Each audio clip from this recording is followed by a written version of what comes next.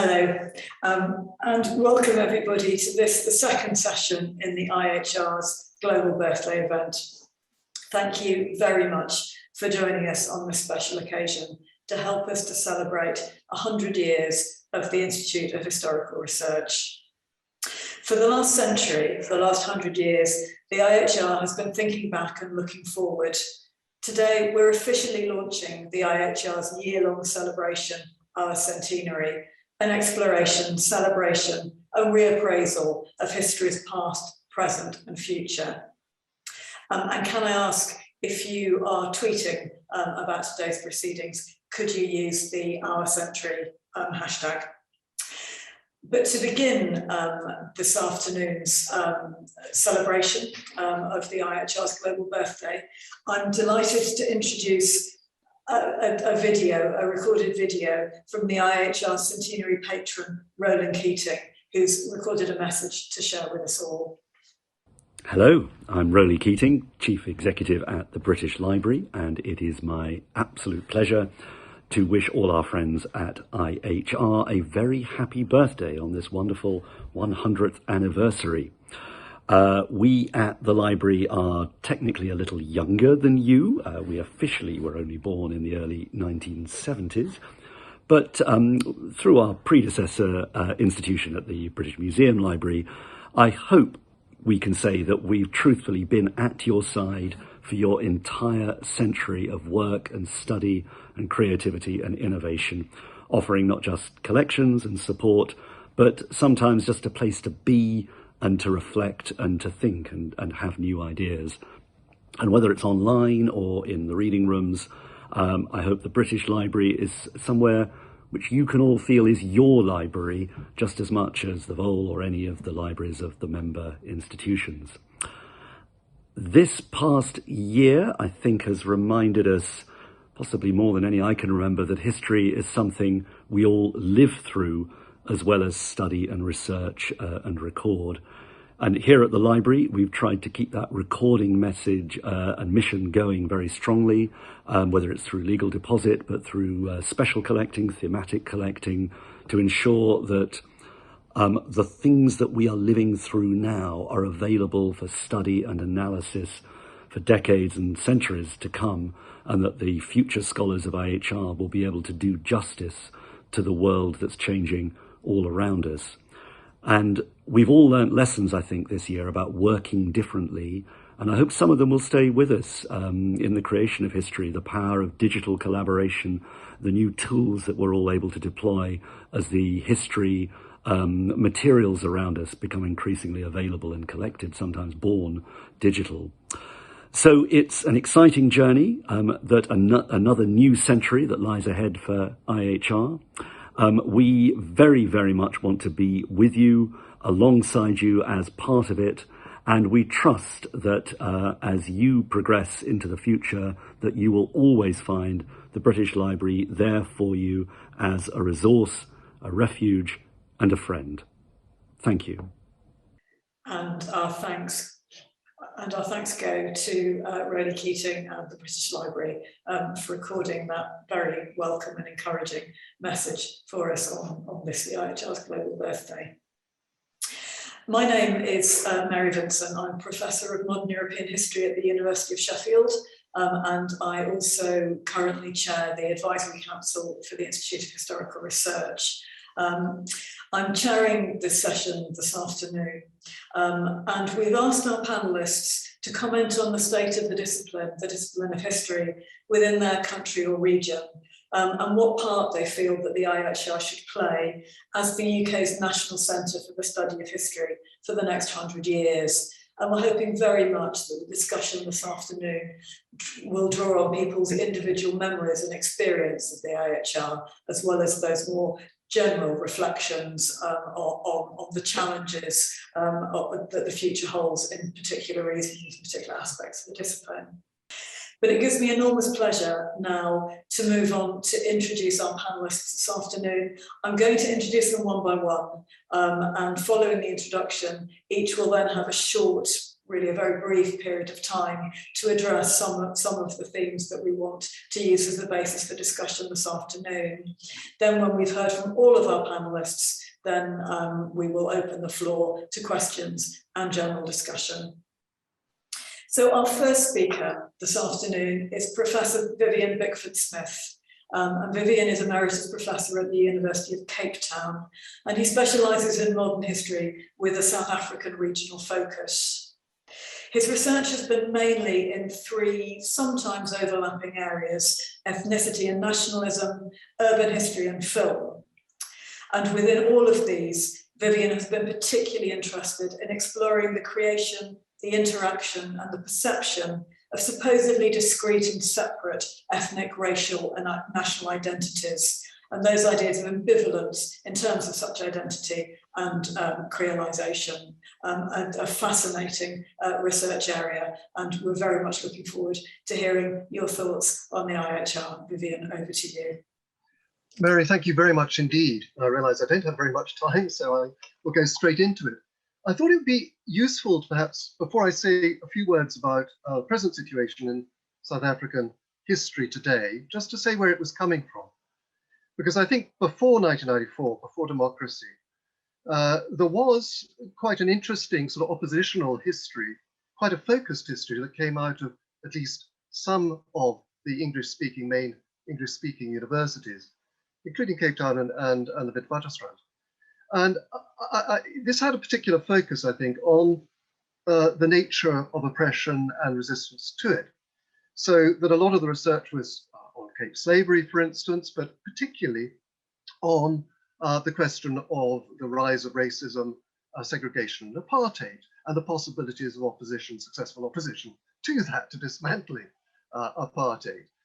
So there was a lot of work on working class consciousness, on African consciousness, the possibilities of resistance through trade unions as well as through political movements or armed struggle.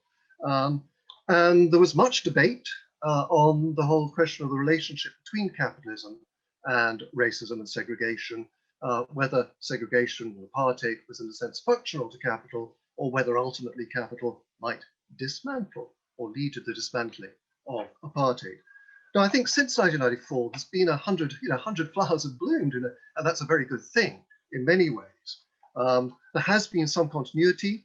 There's still some focus, I think, on, of course, on apartheid, and a focus that comes from looking back at it. Was it a great, grand design which was suddenly sort of put into action in 1948, or was it very much more pragmatic and reactive to, for instance, economic conditions, including economic conditions from the 1970s onwards that might indeed have largely dismantled major pillars of apartheid and certainly its ideological coherence before its formal disappearance, really, in the 1990s. I think there have been debates, for instance, also over the question of the turn to armed struggle. Was it helpful? Some are arguing now that perhaps it even, if anything, prolonged apartheid, but I mean that's obviously quite a debate there. Also on the question of the experience of research, of exile, whether it's in London or whether it's in the frontline states, and the experience of people involved in the armed struggle. Lots and lots of biographies, of course, too, about of leaders and people involved in this struggle, but also of apartheid leaders themselves, of Afrikaner nationalists too. And some of them are rather more revealing than others, I think it would be fair to say. Also, South African history, I think, as we're hearing about Australian history in the first session, has been subject to the cultural turn. So there's a great deal of work, I think, recently on questions of representation, whether in academic histories, textbooks, literature, film, museums, monuments, rather less, it seems, on statues. One might ask why that is the case. I think there's been a good flowering of intellectual history, certainly on Black consciousness. Unsurprisingly, there's been a renewed interest in Biko and the influences on Biko, whether it's Fanon or whether it's Black Power, but also intellectual histories in the form of trying to understand the history of science and knowledge more broadly in South Africa. and histories, quite good histories, actually, interesting histories of institutions, including universities. I won't go through everything here. I mean, there's other areas I think of strength, medical history, including work on the Spanish flu, which has particular resonances in some ways today. War and society, which is one area at least where South Africa inserts itself perhaps on a larger historical stage, whether it is in terms of wars of colonial conquest. Obviously the Boer War, the South African War is still of considerable interest. World wars, the border war, South Africa's Vietnam, sometimes referred to that, or indeed, of course, the armed struggle. Environmental history, quite closely in South African history, I think, linked to agrarian history, agrarian economic history, questions of betterment schemes, deforestation, diseases, animal and human interactions, and so on. Gender history, I think now, importantly, includes a focus on masculinity and violence. Gang violence, I think, to be some particularly interesting innovative work in that area. And there have been histories of South African music and musicians. And I think a special note on this, if you'll pardon the pun, I think it does draw welcome attention to transnationalism, to creolization of culture, and to the potential for a more complex South African history, and more complex South African identities. Because as you kindly said in your introduction, I am interested in the ambivalence, the boundaries, and the mutability between such identities. Problems, very, very rapidly at the end. I think there's still very much a focus on national history. I think almost every appointment at a South African university is a historian of South Africa, very few exceptions.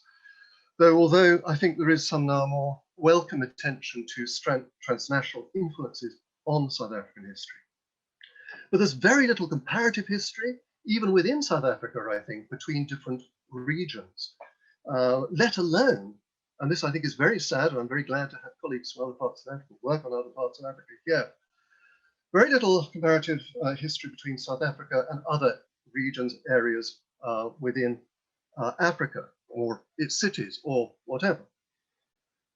And I think some of this might be to do, even within South Africa, about the state of the archives, and the distance between archives, and sometimes the difficulty of people getting to archives. And I may just add there, and you may have seen, that valuable documents were destroyed at the University of Cape Town recently in a mountain fire. But I think, and this might bring me to the IHR too. I mean, one of the other problems is just the lack of digitalization. I mean, it's very, very difficult. Very few records have been digitalized. I think South Africa, and probably that would apply to other parts of Africa as well.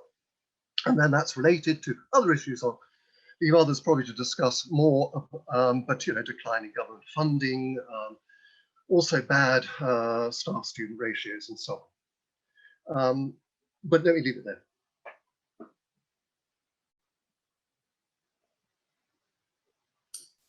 Vivian, thank you very much indeed for that extremely comprehensive and very interesting reflection on the state of the discipline of history in South Africa and the wider region. We're going to move straight on to our second speaker, who is Dr. Eva Namusuke, who is Associate Fellow of the Institute of Commonwealth Studies, but who is also based in Kampala. Her research interests focus on colonies and colonizations that will follow on very naturally from Vivian's intervention. And she also has research interests in emigration and immigration, and particularly the history of migration. She was educated at Cambridge, at Yale, and at the University of Exeter, and her wider interests include education, politics, women's rights in particular, and entrepreneurship. Among her many accomplishments is a passion for public engagement and looking for new and interesting ways to disseminate knowledge, particularly about Africa, perhaps that least understood of continents, in particular outside the ivory tower. So Eva, can I hand over to you, please? Thank you very much, Professor. So as you said, I'm coming to you from Kampala, Uganda, and I really just wanted to reflect on what Uganda is at the moment. So this is really a historical time for Uganda. Most of our population is incredibly young. Something like 54% of Ugandans are under 18 years old. So most of the people here just haven't been around for very long. And history as a discipline is very much something that's for big men. And when I say big men, I mean important men. So these are the sorts of men who write op-eds in newspapers, who appear on talk shows, on television and radio, politicians who essentially tell the population what Uganda's history is. And in many ways, history is then used in that context as a tool, in some ways really even as a weapon, as a warning to young people that if you don't behave in a certain way, these things from 30, 40 years ago will happen to you today. So it very much feels like a discipline that's very far removed from the younger population and very far removed from most of the population. Now, in the spaces where history is being taught in Uganda's universities, we're really seeing, I think, something that's similar in a lot of different countries on the continent and elsewhere, just a real lack of resources. So, Ugandan scholars, Ugandan historians are really having to do a lot with very, very little funding, with far poorer access to libraries than their counterparts abroad. And really with this sort of sense that these institutions can't compete intellectually, despite the fact that much really of the best work that's come out on Uganda started at Makerere University, for example, a real intellectual powerhouse. So what ends up happening is much of the work on Uganda that gets published is published by scholars, Ugandan or otherwise, who aren't based in Uganda. And there's really a sort of a distinction between Ugandan historians working in Uganda and those working abroad, and there is a bit of distance between them. And what ends up happening is a lot of that work ends up behind paywalls. It ends up in, incredibly well-researched books that are unfortunately either not available on the Ugandan market at all, or if they are, they're priced so highly that nobody in Uganda can afford them. Now I have seen some scholars, a lot of scholars really trying to kind of change that. Most people I know are quite happy to share a PDF of an article they've written, or are going out of their way to donate copies of their books to libraries here. But there's still very much a feeling that Ugandan history is something that's written by people outside of Uganda about Uganda. Now, one of the interesting things that I've seen happening, especially in the last few years, is scholars taking to social media as a method of public engagement and really using it to get some of this research out, not just to their kind of wider community of scholars, but really out to the people as well. So, we've seen really great Twitter threads, people sort of talking about their work that way, people using podcasts, people using really great visuals on Instagram, Facebook, essentially finding other ways of publishing their work that isn't traditional media. And that's been really fantastic because it allows people to have these conversations across, large geographical boundaries, but it also means that ordinary Ugandans or more ordinary Ugandans are able to engage with work that's about them. Another key thing there is it's a really interesting way that some of the more uncomfortable histories of Uganda, or the histories that are sidelined or marginalized, so histories of LGBT people, histories of particularly loud and uncompromising women, it's a way for these histories to kind of be out in the public realm and to be discussed by people who wouldn't otherwise have access to them. So it's been really great to see people kind of harnessing these technologies and using them to be able to tell some of these stories that otherwise wouldn't be told, and to also kind of get around some of the difficulties of accessing the traditional tools of history, the university, the library, the archive, that are unfortunately just not accessible to really most Ugandans. So it's been interesting to see how that develops. I think it's going to be interesting to see how a government like the one that's currently in power that is so wary of this sort of education sees these things moving forward. But it's great to see people are thinking creatively about how they can kind of engage wider communities. So that's my very brief submission. Thank you. Thank you very much, Ava. That was fascinating. Thank you very much indeed. And we are, I think, starting to really build up a picture of some of those challenges and any possibilities that we see in different regions of the world, which is really very exciting in some ways, as well as being daunting in others. And I look forward to seeing how that builds up with the contributions of our remaining speakers. The next one of whom is Dr. Cecile Faither-Bushidi, who is a postdoctoral associate and lecturer at the Macmillan Centre Council on African Studies at Yale. Previously, she's held fellowships at the NYU Centre for Ballet and the Arts at Cambridge, as well as the IHR itself. And her current research interests cover dance history, dance historiography, and performance theory. And she is originally a graduate of SOAS, just obviously next door to the IHR in London. Cecile, over to you. Thank you very much, Professor Vincent, for the very kind introduction. And I also wanted to thank Professor Murphy for inviting me today to celebrate the 100th birthday of the Institute of Historical Research and to join this exceptional panel. I would like to start by acknowledging the late Mzee Richard Ambani, who recently passed away in Nairobi, Kenya. Ambani was a powerhouse at the Kenya National Archives, and he was incredibly helpful to many, many, many researchers, both based in Africa and based in the United Kingdom and in the United States. And the history of Kenya would not be so well known without his deep knowledge of the archive. And I would also like to acknowledge all the individuals in Africa, in Southeast Asia, and in South America who died and who are still suffering from the coronavirus. And for today, I would like to briefly reflect on the global state of research on African history and the Black diaspora, because I am a member of the diaspora. And this field is very dynamic.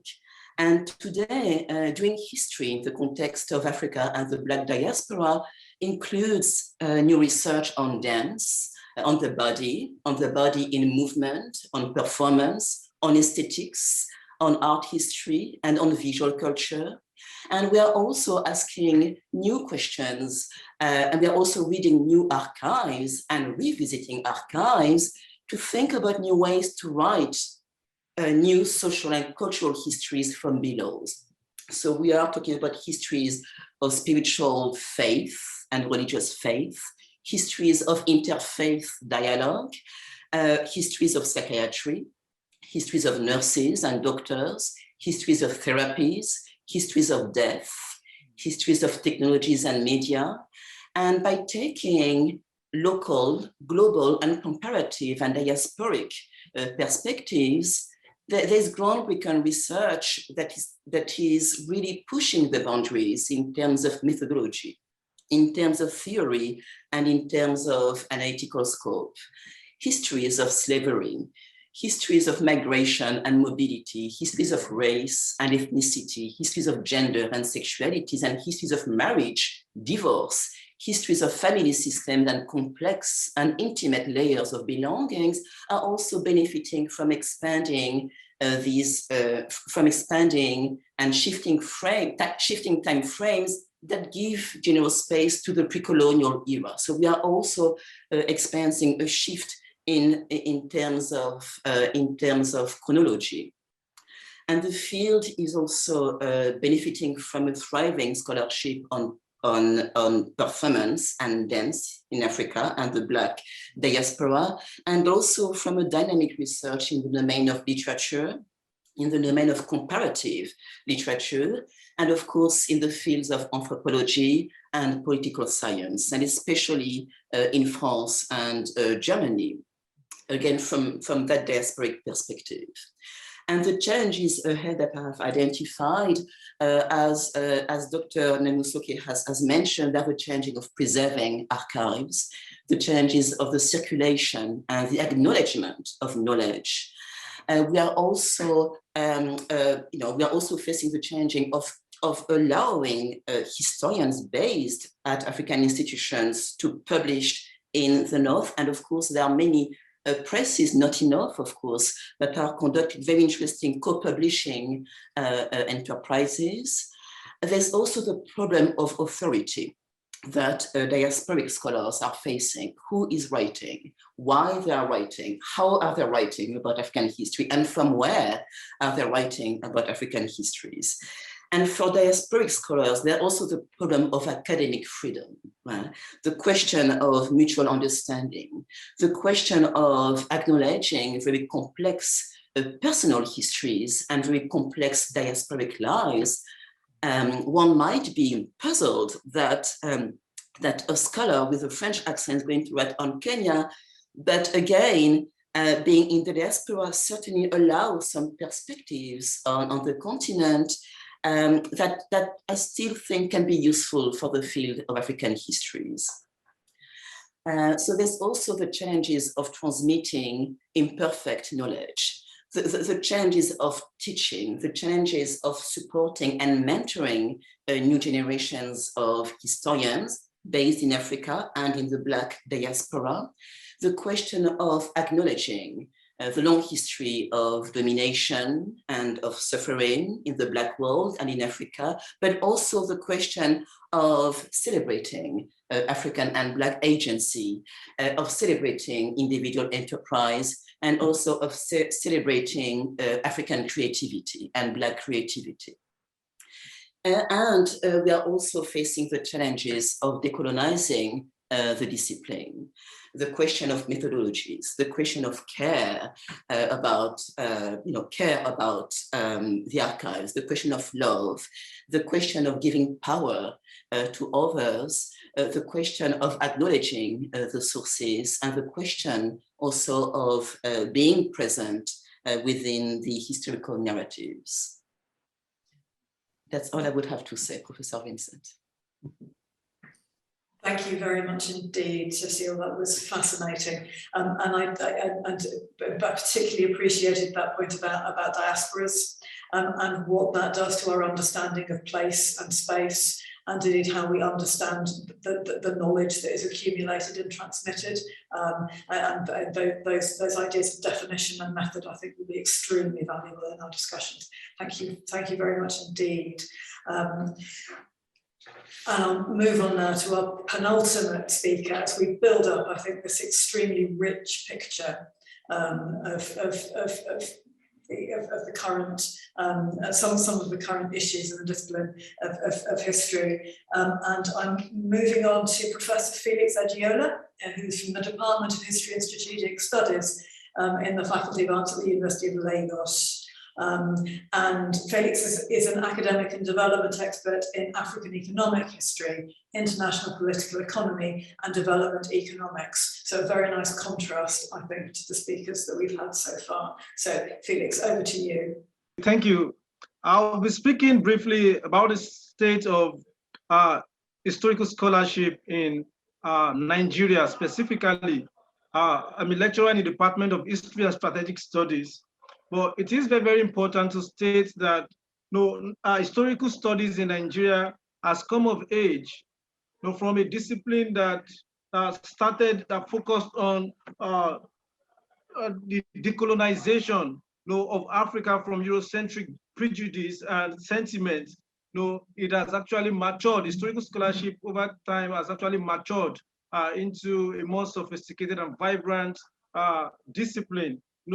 The theoretical length and discursive breadth of historical research and pedagogy transcend now beyond nationalist historiography to issue of gender, environment, climate change, in addition to political history, economic history, and what have you. But more fundamentally, before coming to what we do at the Department of History, University of Lagos, historical scholarship in Nigeria can be described based on ethnic divergences and all of that. So, for example, in the southwestern part of Nigeria, historical scholarship tends to focus more about the problems of ethnicity, problems of intergroup relations, boundary,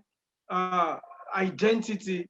While in the South, it's characterized with the historiography of marginalization, resource control, and inclusiveness. While in the northern part of Nigeria, the historiography is been tailored over the years, along the issues of jihad, political development in the north, as well as terrorism and what have you.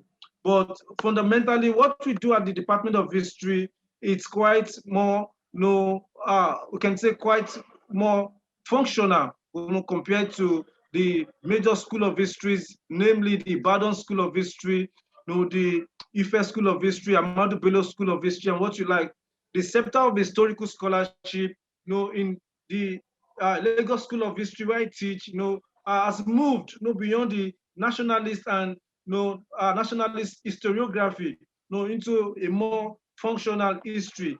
So it is more focused on contemporary challenges rather than using or allowing the past to shape our inquiry or investigation into the past. So contemporary realities shaped or defined what the nature of research and pedagogy in the Department of History at the University of Lagos. So as such, there's a change in framework, and a casting away of the intellectual tradition, of the Ibadan and the Ahmadu School of History, which are quite more conservative, into something more functional, more relevant to existential problems, facing African humanity. So at the department, for example, we now have different strands. We teach from gender history to food and society to boundary to maritime studies, international relations, world history,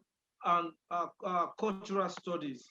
So there's been a change and a drastic development. However, in spite of all of this development we have experienced in Nigeria, historical scholarship has over the years has been actually impeded by a number of factors, which include but not limited to the issue of funding. There's been inadequate support for historical scholarship in Nigeria. At the time, I think from the 1990s, the government decided to eliminate history from the curriculum, and that actually affected the core of the historical scholarship. And it was not until recently that the discipline was restored, and that actually affected the trend of historical scholarship and also the dynamics, because for a long time we didn't get students to enroll in to study history at the tertiary level, because the government had actually removed history from the curriculum at the secondary school level. So it took a lot of struggle by the Historical Society of Nigeria to restore history back into the curriculum. That was just achieved about. So there's been a problem of archives. So the archives in Nigeria have become so redundant, obsolete, and so useless for historical research. And the commodification of archival research is also a major challenge due to inadequate funding and the anachronistic nature of the materials in the archives. So for us in Nigeria, we are actually coping with a number of challenges, and so there's need for collaboration, there's need for interventions from global historical bodies to probably support historical research in Nigeria. Thank you. Thank you very much indeed for that very powerful intervention, which I think we have we're getting, it seems to me that we are getting a very exciting picture of the richness of African history and history as practiced throughout the continent of Africa. And we are also getting a clear sense of some of those challenges, primarily of resource. And I don't just mean funding, but also the kind of institutional resource that you might have, and I think that's making a very compelling picture as we move towards the discussion part of the seminar.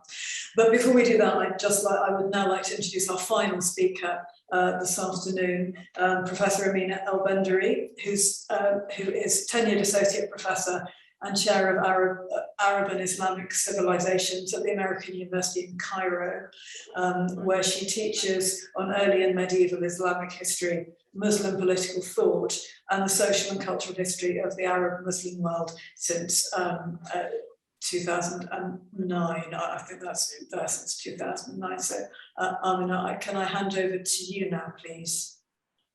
Thank you very much. And one benefit of speaking last is I got to see how similar many of our challenges in Africa are. So I've kept, jotting down notes, but there's a lot that's quite similar from what I've been hearing so far with doing history in Egypt and in the Arab region as a whole. We also have this emerging dichotomy between scholarship that's published in the region and that scholarship published outside the region, about the region, primarily in the West, really.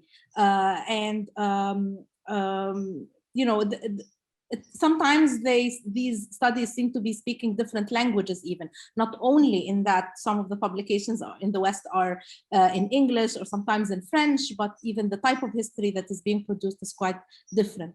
One of the challenges we've been facing, and maybe that hasn't come up so far today, is the question of the relevance of the humanities in general and of history, especially in the context of a developing country.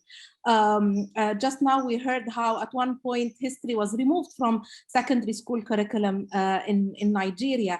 This attitude of, at one point, this attitude is also one that challenges historians in Egypt and in other parts of the world, where very often history and the humanities in general are seen as fluffy extras that, we should not be wasting people's time or money. And certainly if students who are quite intelligent, if they are seeking better opportunities or social mobility, history is not the field that they are encouraged to seek.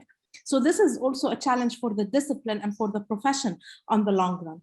In many ways, the history that is produced in Egypt and in the Arab world remains national history, local history. We continue to suffer from a type of insulation. Comparative studies remain relatively few and limited. And part of this has to do with obviously with approaches and with the need for national and local histories to be produced, but also some of it has to do with the challenges and limitations, including questions of accessibility. Several of my colleagues have already mentioned access to archives and access to institutions. In various parts of the Arab world, this takes different forms. It could be as simple as getting permission to visit archives, which is an issue in our fields. It's an issue that doctoral researchers have to plan into their doctoral studies, how long it might take them to get a permission to access archives, but it can also be affected by politics, by war, that type of disruption that affects access to archives. It is also affected by the colonial history that we live under or work in the shadow of. So for many historians, some of the resources that they seek are not within their reach. They do not have the funds to travel, or they do not have, for instance, the linguistic access to some of this material, to some of these sources. And these are real challenges that this type of challenge or limitation to access is one that affects the type of historiography that is being produced. But one thing that might be different where Egypt and the Arab world in general is concerned, we can call it the post-Arab Spring effect, for lack of a better term.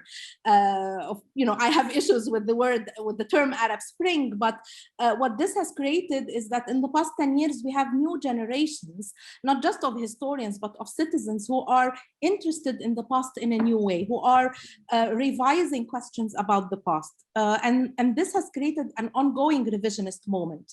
New questions are being asked, but also old ones are being revised. And in answer to them, new alternative histories, many times more complex, are also emerging. Questions of gender and religion and class that have been prominent in since the second half of the 20th century are being revisited again. Even institutional history are being revisited, and the sort of great man meta-narrative that was accepted maybe 20, 30 years ago is no longer enough or sufficient for younger generations.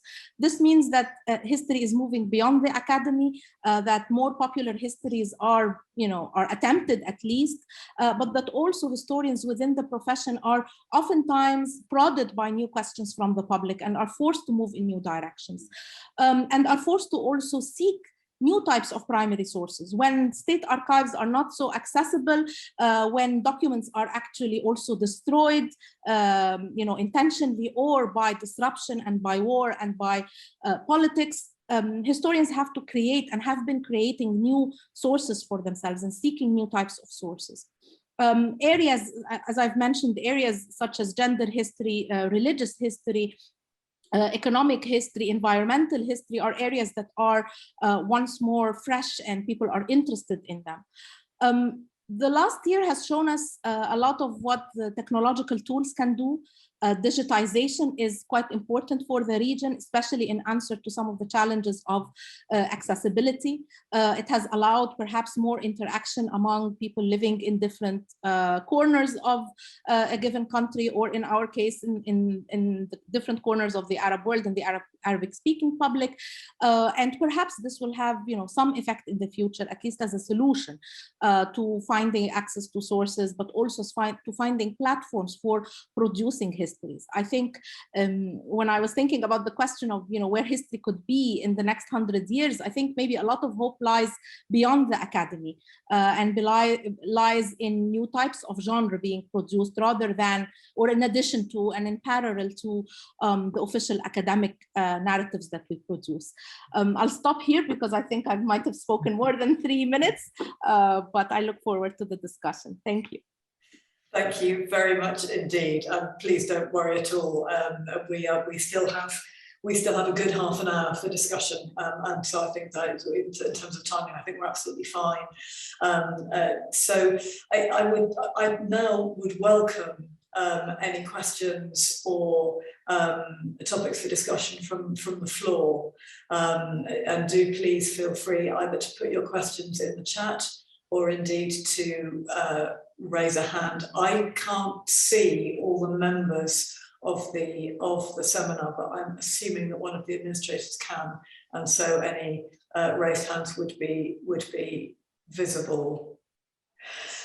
But one question that Philip Murphy, the current acting director of the IHR, has a question. Philip, please come in. Thank you very much, Mary, and thank you to all the panelists. I think this has been a fantastic discussion, and it's really interesting to see the kinds of some of the problems that are playing out in the UK,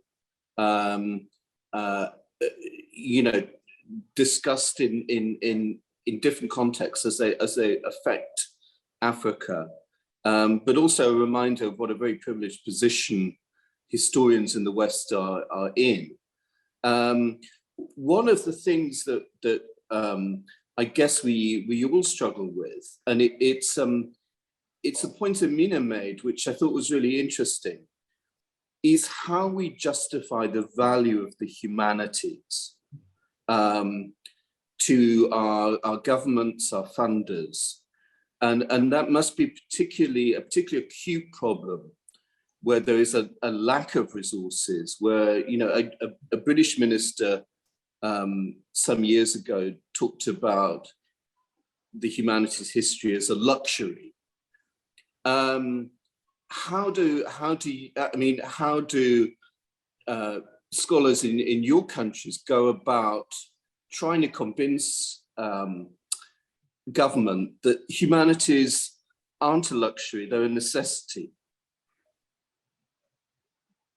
Thank you, Mary. And any of the panelists, please feel free simply to unmute yourselves and reply to Philip. I guess I'll be brave and go first. I think Uganda is such a great example of the importance of the humanities because we see a direct line between particular historical narratives and the law. So I guess one of the most famous examples is Uganda's Anti-Homosexuality bill in 2009. And essentially Ugandan politicians argued that homosexuality was an un-African concept. It was something that was imported either by Arab traders or by people from Europe, and it was unheard of and unfathomable in Ugandan society and in African society. They often conflate the two. And as such, legislation was necessary in order to stop this imported evil. And there was a huge amount of advocacy, particularly from local groups with international support. And one of the arguments that was made was actually, no, we have evidence of people in all sorts of relationships from our own history. This was not an import. This is how people live their lives freely and happily. And you can't just legislate something that you believe just didn't exist based on a particular understanding. So I think that's probably one of the easiest examples. And historians, humanities scholars have been shouting from the rooftops that the people who are in charge of how the money gets spent in this country need to understand how this country came to be the way that it is, and to have a more nuanced understanding of who the people in the country are. And if they don't, then we end up with legislation that doesn't really reflect the lived experience of a lot of people here. So that's what I have to say on that. Thank you. Thank you very much, Ava. Would any of the other panelists like to respond to Philip's question? Well, shall I? I mean, sorry, can you hear me?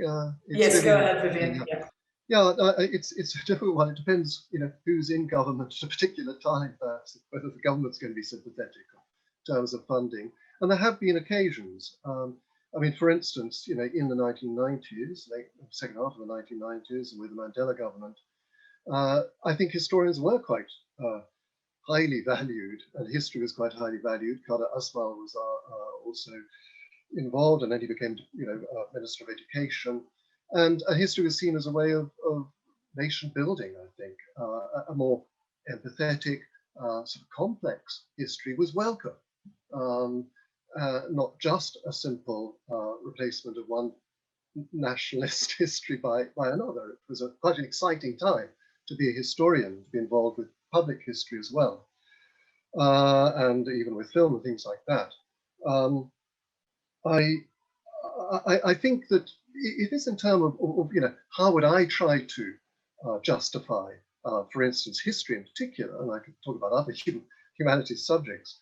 I think that my major concern still is the way in which within South Africa, this may well be true, I'm sure it is true, and I think was suggested as such perhaps with Nigeria and many other parts of Africa, that history can draw attention to what is often just a concept where caps are doffed at, which is the construction, the making of race, the making of ethnicity, and indeed the immutability between these identities. A heck of a lot of South African history is still written, not even with the doffing the cap to sort of social construction in terms of identities, as a history of Indian South Africans or Afrikaners. I mean, these categories aren't in a sense queried or questioned.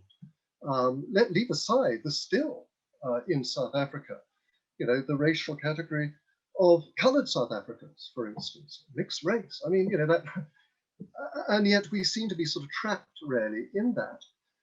But also, of course, there is a new interest in the reification of race, perhaps for positive reasons. I mean, but also it's problematic. I've gone a bit beyond Philip's question. And I also would say languages, and I think to go to the whole question of difficulty in terms of comparative history and cross-regional history. One of my complaints for South Africa would be that although we may now be learning some of our own 11 official languages more, the ones we used to speak, we don't learn languages of other parts of Africa, for instance, not even the sort of lingua franca. It isn't compulsory to learn French or Portuguese to be able to go, or Arabic to be able to go into archives in other parts of the continent very easily. Thank you, Vivian. I think this might be, there may well be issues people want to take up. I think this might be a useful point at which to see if there are any, if we have any more questions that people want to ask, either arising from that discussion or from other parts of the earlier discussion. Yeah, so there's a question in the chat from Clematis Delaney saying it's interesting to hear you talk about engagement on digital platforms with a positive attitude, the sense that these have strong potential for engaging wider audiences or making them more aware of historical context in new and creative ways. So there's a question whether events like the Twitter ban in Nigeria have particular concerns for the future of the humanities, and whether there's been any impact on historical learning and engagement from this event. Ava, I think that might come back to you for an initial response, and then we can see who else would like to come in. Yeah, I actually would also like to extend my solidarity to Dr. Felix. Uganda is another one of the countries that had a social media ban this year. Facebook is still banned. It's upwards of 8 months now, and the entire internet was shut down for a week during elections. So, you know, as I said, when you create these digital spaces and they allow you to, you know, publish and engage in some of the discussion around particular histories that are uncomfortable, if you shut down those spaces, then you really do stop a lot of that engagement. So I think that's what I was saying about kind of trying to see what the response will be from people in power once they see the traction, some of these, you know, pockets of research and some of the ways in which these scholars are engaging, you know, what the response to that is. But I think what's interesting is because we're now living in a moment where we unfortunately have seen our fair share of social media bans and things like that, people are already being a bit smarter and essentially creating their own archives. So you know that if your Twitter account is going to be shut down, you've already made sure you've copied everything somewhere else. So people are already trying to be a little bit savvier and prepare for the kind of inevitable event of some sort of interference with these sort of digital engagements. But I'm not sure if Dr. Felix would like to add anything. Yeah. Yeah, thanks. Well, in Nigeria, yeah, quite interesting. In Nigeria, digital humanities has actually shaped and redefined, you know, the historical discipline in a number of ways. So the widespread of social media, you know, has also improved the ways in which you know, historical research or learning, you know, actually are conducted. Which has actually fostered, you know, a lot of interest, particularly among students and among young researchers, with the ways in which they go about their research. But of course, in this part of the world, there's a lot of technological disadvantage. We are quite a bit backward in this part of the world in terms of technology. So in spite of the increasing growth of in digital humanities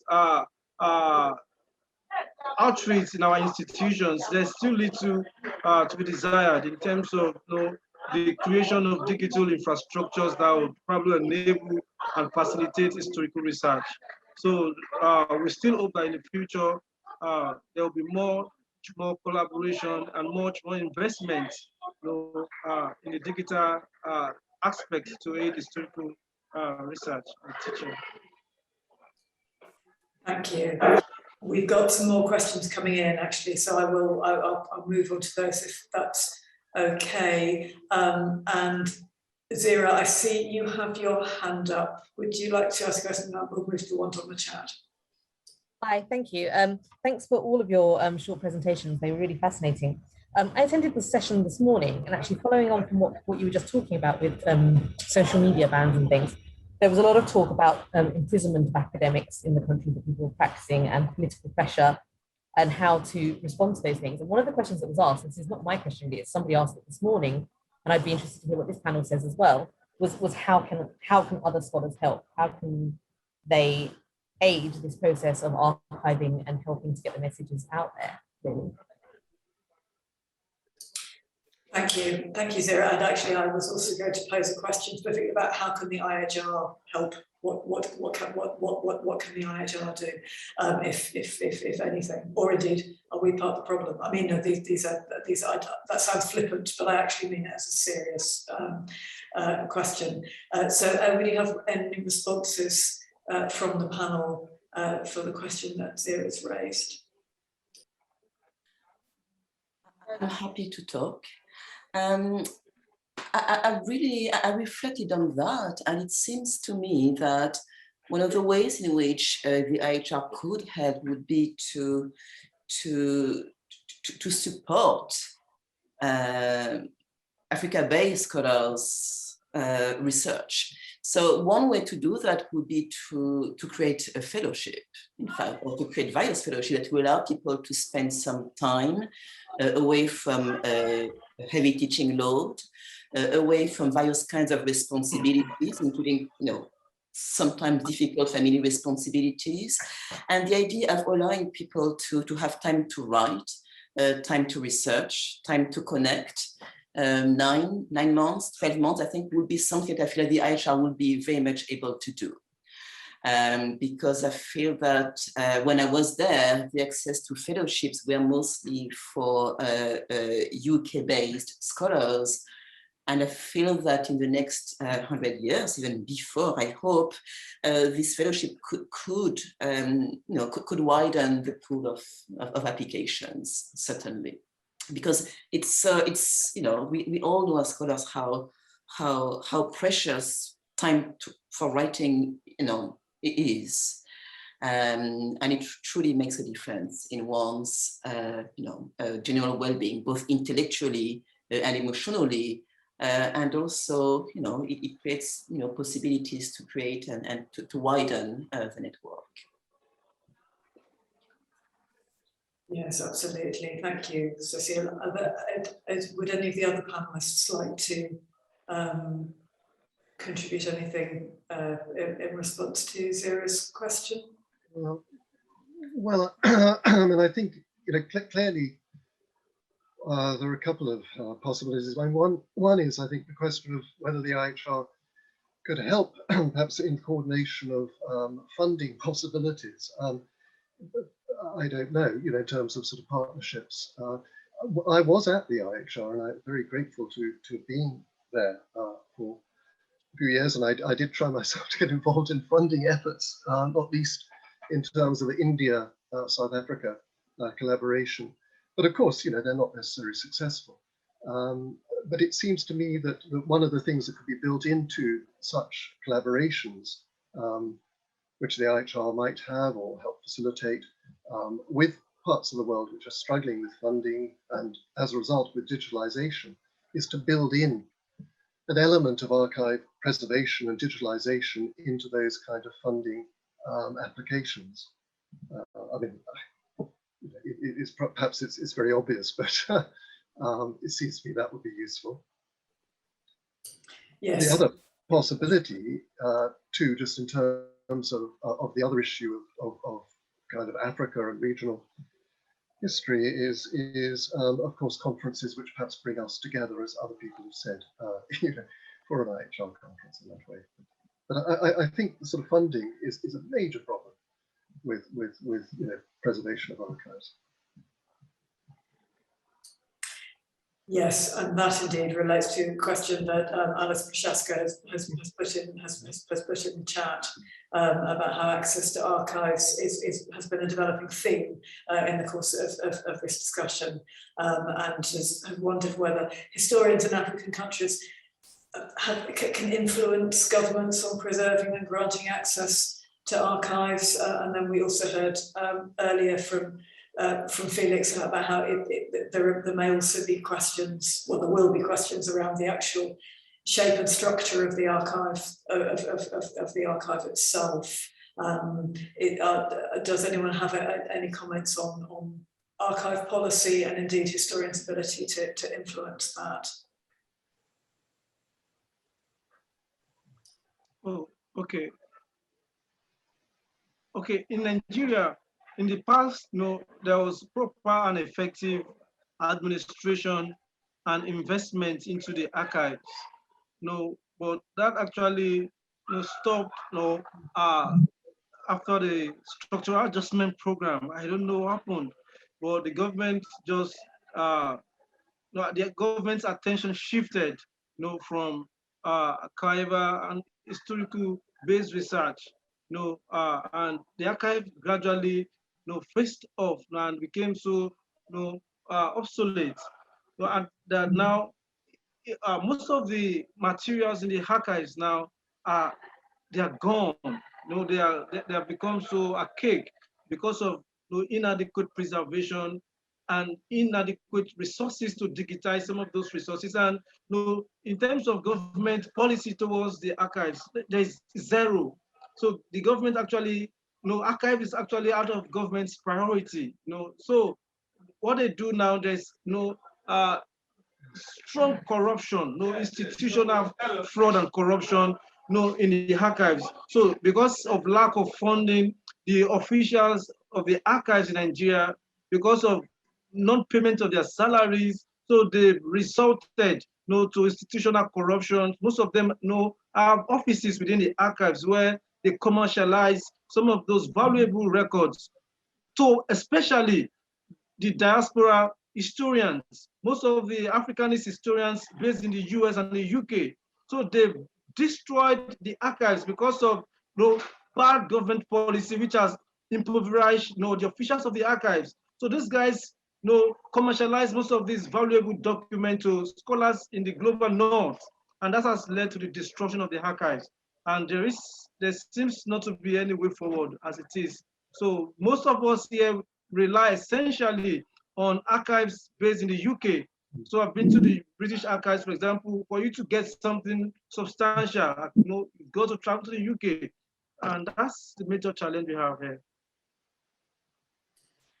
Thank you, Felix. It's a bitter story, and obviously one that it's not unique to Africa, particularly in terms of the selling off of valuable archival assets and the lack of conservation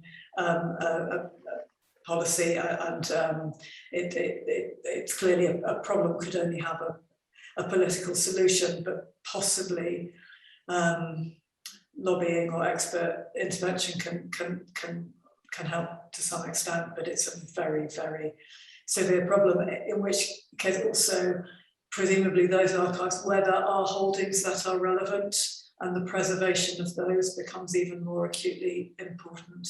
But it's not only urgent, but a very, very acute problem to address. There were similar issues in several of the Soviet successor states, and it's clearly a much wider issue than we have here. But I think it's a useful reminder of the onus is on all of us to try to think not just about history as it is practiced now, but history as it can be and will be practiced in the future. And without those sources, it can't be. And that's clearly vital. A vital question to have at the forefront of our minds.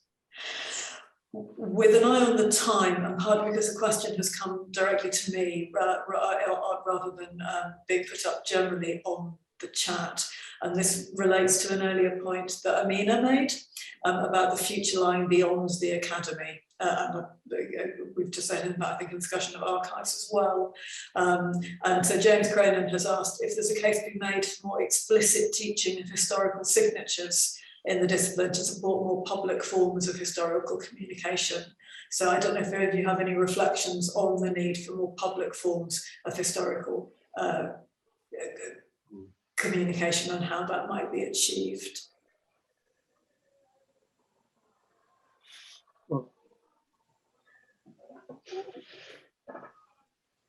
Well, I think possibly some points have been made to this effect already, but at UCT and some other universities, senior students and postgraduates are being taught or are being asked as part of their training and exercise to do historical blogs and indeed to make short films. And I've been very much involved too in making short documentaries too, which can obviously be put online. So that's one thing we've been doing.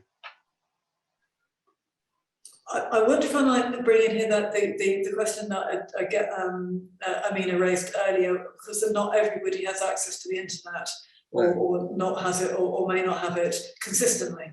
And so clearly there's a great deal that can be done in the online space, and we've talked about those digital methods. But are there things as well that we should be thinking about that work outside digital, that actually have a particular purchase in regions or local areas or with diasporic communities or so on? But is it worth reflecting on, should we do some reflecting on the non-digital as well as the digital forms of engagement, perhaps particularly with regional and local communities? I don't know if anyone has any thoughts on that.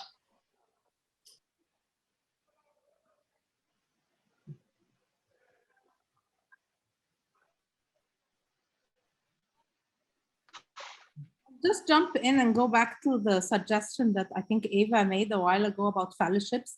So I think, thinking of fellowships also in a broader term as a way of giving opportunities for people to move, whether, being hosted in a place like IHR or even in other places within Africa, because I think many of us have mentioned maybe the lack of comparative studies, and partly because of the training and partly because of the languages that we are limited by, many people end up working on very small slices of history and of archives. So perhaps more programs of cooperation, of co-hosting would help many scholars, old and young, move beyond this insulation.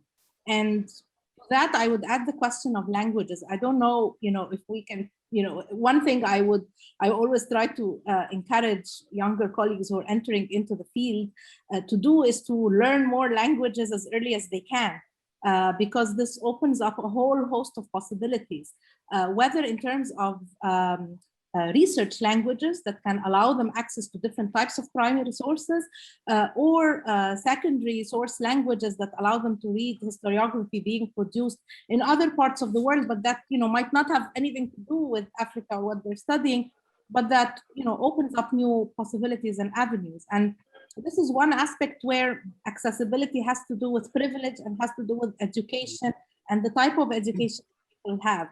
So the typical citizen in many parts of the world does not always have 2-3 languages having gone through high school,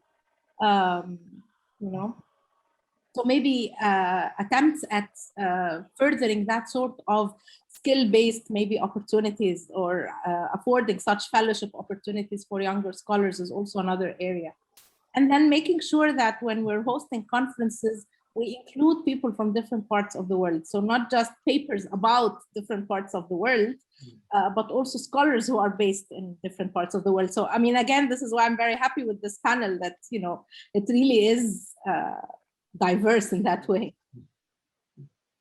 Thank you. I mean, and actually to echo the comment that Zira's put in the chat, the issue of languages is also acute in parts of the West, particularly the US and the UK. And even though obviously we're using English as a lingua franca, and it has enormous benefit that way, you cannot decolonize the world in English. It's a complete contradiction in terms, and that acknowledgement and use of other languages is absolutely essential to the historical profession, and indeed most others in my view, but definitely to us. I think that point is really, really well made. We are coming to the last 5 minutes of the seminar, but that would give us time, I think, for a final question, if anybody has one that they wish to ask. I wanted to go back to the question of public history, because it's evident today that many artists who are based in Africa and who travel in Western Europe, Asia, and North America are really can be seen as public historians. And here I think of the case of South Africa, for instance, where embodied performance has tremendous potency in understanding South Africa past, and in understanding, for instance, apartheid that was so centrally focused on the body. So we think of the works of Gregory Makoma, for instance, of Robin Orlin, Mamela Nyanza, and many of these performances do engage with the Southern Africa past, right? In how they explore how the bodies were classified in racial categories, in how they explore how space has been so central in South African history. And I really think that as historians, we really gain a lot as well, and as individuals in understanding the content of these performances. I also think of the work of Faustin Linyekula, who has been using photographs from the Katanga mines from the 1950s in one of his latest performances. So artists, performing artists, dancers, choreographers, live artists do engage with history, with archives, with their bodies, but also with various materials that I think do allow us to bring new questions, new fields of inquiries. And I'm always happy to incorporate in my history classes some of these embodied interpretation of history.